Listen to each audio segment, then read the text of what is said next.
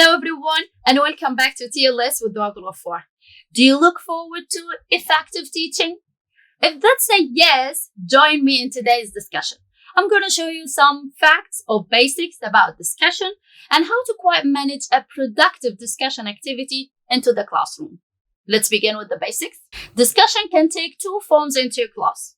Large group discussion involves the whole class, or small group discussion involves 2 to 6 students. How? How does discussion go into the classroom? Which format exactly? Actually, 3. Teacher-led, student-led, or interactive.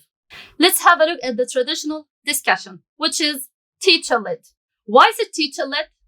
Because simply, the teacher asks a question, a student answers, the teacher comments on the student's answer, the teacher calls on another student to add to the discussion.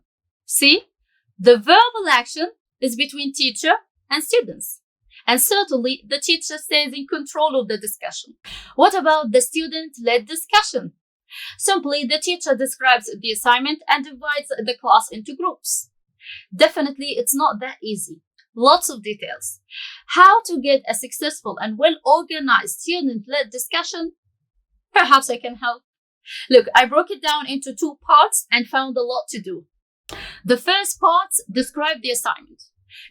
Discussion can be built around a list of questions on a piece of writing, like comprehension passage or something, or a problem to solve, like a critical thinking question, maybe, or a plan to be made, like a project, perhaps, or an activity to be completed. Whatever the task is, make sure that your students have full understanding of what they're required to do. You'd better write the key points of the assignment on the board to prevent such a waste of class time. Repeated questions and blah, blah, blah. Now, the more serious parts, divide the class into groups. Actually, it's a demanding part. Whatever. When you divide the class into groups, consider the following tips. Tip number 1, the composition of small groups should be changing. Not every time, but at least twice or triple a term. In doing so, you allow your students to hear and respond to a variety of viewpoints. Tip number 2, make sure to mix students in terms of gender, characteristics, and academic achievement. Don't create a group of high achievers together or slow learners together. Don't group boys together, girls together. Don't put the self-motivated students together or leaders together. Actually, it had better go to plan.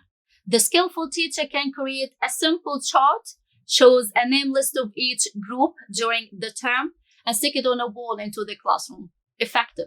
Very effective. Tip number 3, consider the location of each group. I know it's not easy.